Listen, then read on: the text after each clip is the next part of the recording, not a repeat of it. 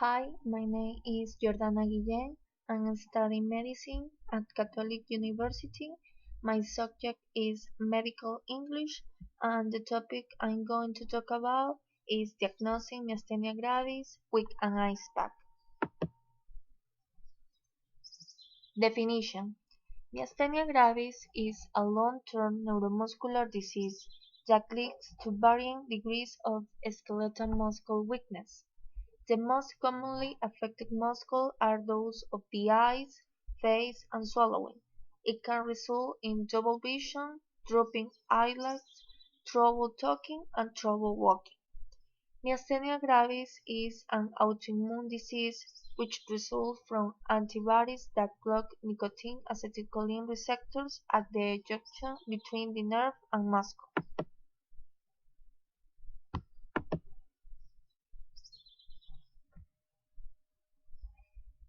Myasthenia gravis is a neurologic condition that patients fail to transmit their nerve impulses in their muscles so that they get weak with repeated motion or repeated activities. And that is thought to arise from antibodies that are produced by the thymus gland, which interfere with or block transmission of those nerve impulses, leading to the symptoms of myasthenia gravis. One of the treatments that has been there is surgical removal of the thymus gland, and that's been around for 40 or 50 years. And it was first noted by surgeons a long time ago that if you took the thymus gland out, in lots of patients, the myasthenia gravis will completely resolve and get better. Not in everybody, but that's sort of what happens. So in patients with myasthenia gravis who have their thymus removed, I generally tell patients that about a third of people who have their thymus gland removed will be medication free, and their myasthenia gravis will be well controlled.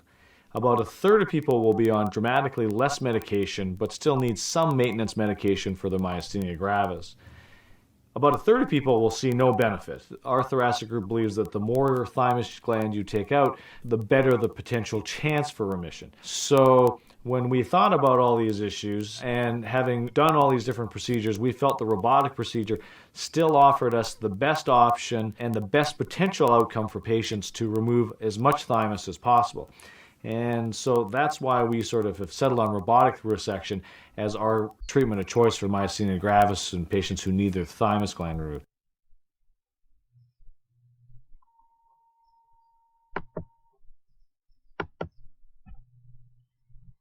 Applications in medicine: A 68-year-old presents with unilateral ptosis and no other symptoms. The neurologic examination revealed ptosis of the left eye after a sustained upward gaze. The movement of the extraocular muscle were normal. Myasthenia gravis was suspected, and the ice pack test was performed with the placement of an instant cold pack over the left eye. After 2 minutes, the ptosis was substantially diminished, more than 5 millimeters, indicating a positive test.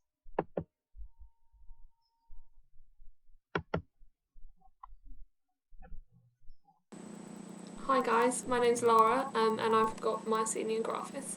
I recently posted a video showing my symptoms and how they affect me at their worst. I thought I'd post a video today because my symptoms are actually quite good this morning, so you can compare what I'm like normally to what I'm like when my disease is affecting me.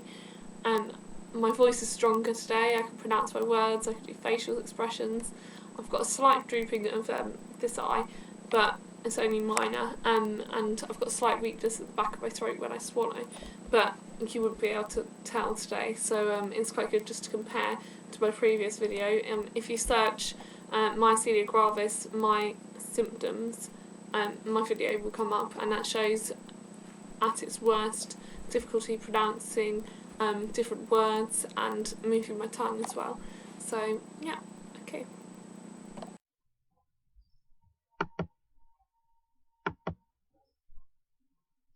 Pros and cons. Pros: The ice pack test is a useful design test that can aid in the differentiation of myasthenia gravis from other conditions. The ice pack test is cheap, safe, and very quick to perform, as it can be carried out of the bedside in approximately 3 or 5 minutes. Cons: When leaving the ice pack in situ for over 2 minutes, the test because increasingly uncomfortable for the subject, and the reduction of muscle fiber temperature below 22 will reduce the contractile force of the muscle itself and create potential false negative.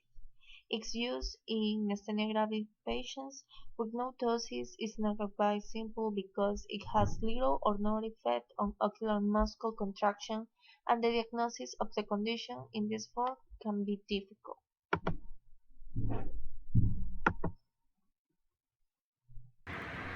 شوفوا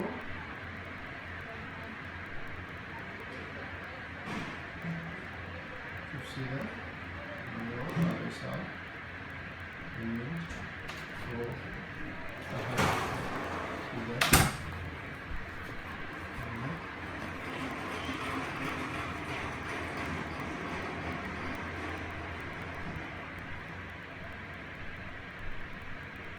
أوكي سكر حيلها هيك كأنه فيها صابون سكر سكر أقوى أقوى أقوى أقوى أقوى أقوى ما عندك أقوى شيء أقوى أقوى شيء أقوى شيء أقوى شيء أقوى شيء أقوى شيء أقوى شيء أقوى شيء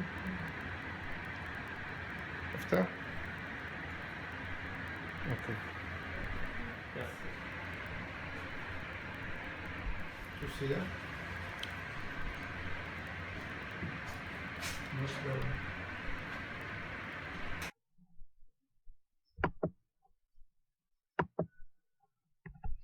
Issues apply in Ecuador. The diagnosis was further supported by the presence of serum anti-acetylcholine receptors antibodies and by electrodiagnostic testing, which showed a decremental response to repetitive nerve stimulation.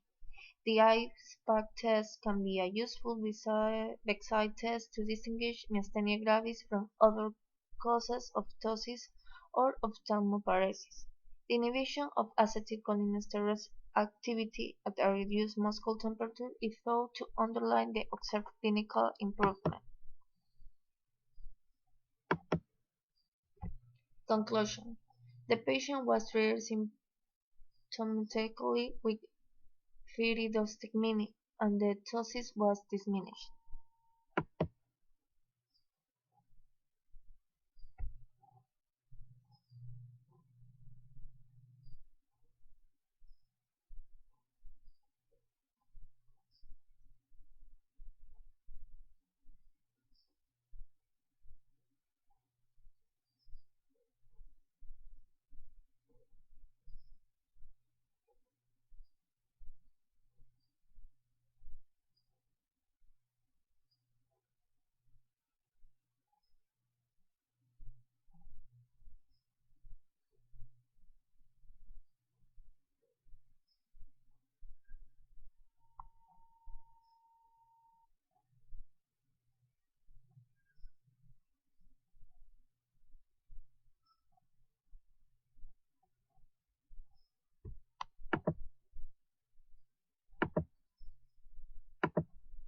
Thanks for your attention.